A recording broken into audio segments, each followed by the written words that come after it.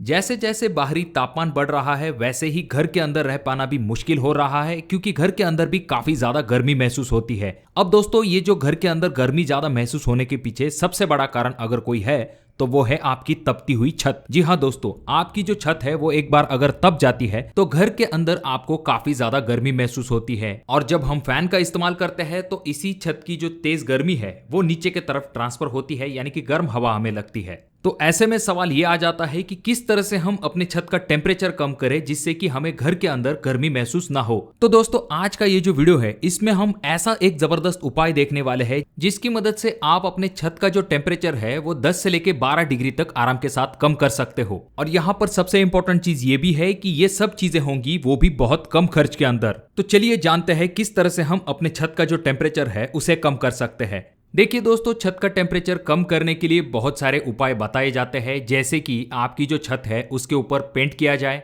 उसके बाद में कुछ लोग जो है अपने छत का टेम्परेचर कम करने के लिए छत के ऊपर टाइल लगा देते हैं।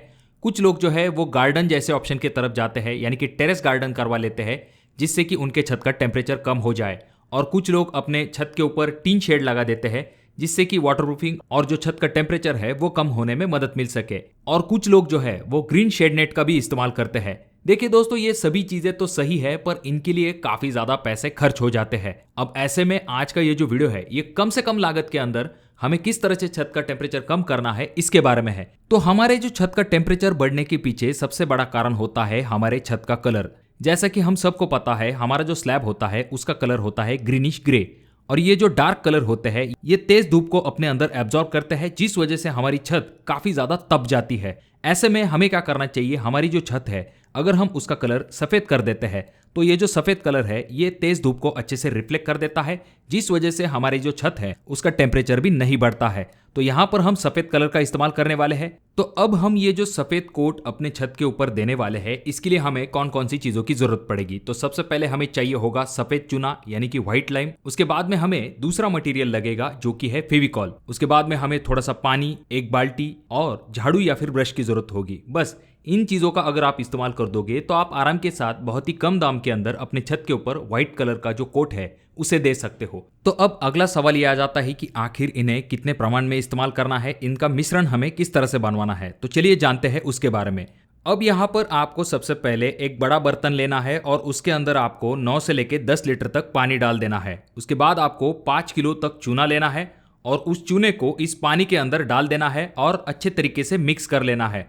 आपको यह ध्यान में रखना चाहिए कि जब भी आप इसे मिक्स करने वाले हो तो पीछे कोई भी गांठें नहीं छूटनी चाहिए। और खास करके आप जो बर्तन इस्तेमाल करने वाले हो वो थोड़ा सा बड़ा होना चाहिए, जिससे कि आपका जो मिक्स है वो बाहर के तरफ ना जाए। अब यहाँ पर आप अच्छे तरीके से एक पतला घोल बना दोगे।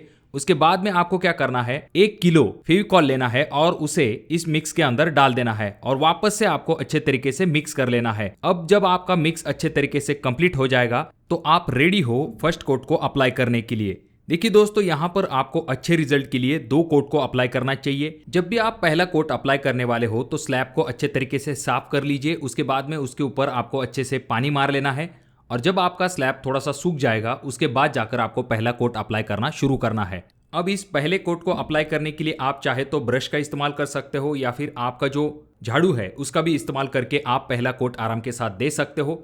पतला पेस्ट होने के कारण इसे अप्लाई करने में भी आपको ज्यादा दिक्कत नहीं होगी। और याद रखिए, जब भी आप इस कोट को अप्लाई करने वाले हो तो पीछे कोई भी गांठें नहीं छूटनी चाहिए। अगर कोई गांठें आ जाती है तो उन्हें तुरंत निकाल के उनके ऊपर कोट को अप्लाई कर दीजिए। अब जब आपका पहला कोट कंप्लीट हो जाएगा उसके बाद आपको तुरंत दूसरा कोट अप्लाई नहीं करना है, आपको रुकना चाहिए।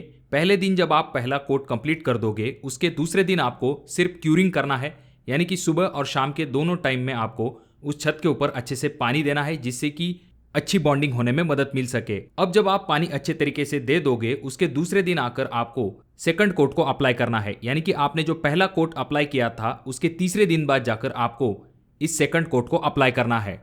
और सेकंड कोट अप्लाई करते समय आपको सिर्फ ये ध्यान में रखना है, जो पहला कोट आपने हॉरिजॉन्टली अगर अप्लाई किया था तो इसे आपको वर्टिकली अप्लाई करना है और इसके लिए भी आपको सेम 10 लीटर पानी लेना है और बाद में 5 किलो चूना लेना है और 1 किलो फेविकॉल लेना है। इन तीनों को मिक्स करने के बाद आपको सेकंड कोट को अप्लाई करना है। देखिए दोस्तों, ये जो कोट है इसमें आप डायरेक्टली लाइम का भी इस्तेमाल कर सकते हो, पर ये जो चूना है ये आगे चल के झड़ सकता है। इसी वजह से अगर आप फेविकॉल का इस्तेमाल करोगे तो ये जल्दी झड़ेगा भी नहीं, और अगर आप छत के ऊपर चलते हो तो आपके पैरों को भी चूना नहीं लगेगा। तो इसीलिए फेविकॉल का इस्तेमाल करना काफी ज्यादा जरूरी होता है।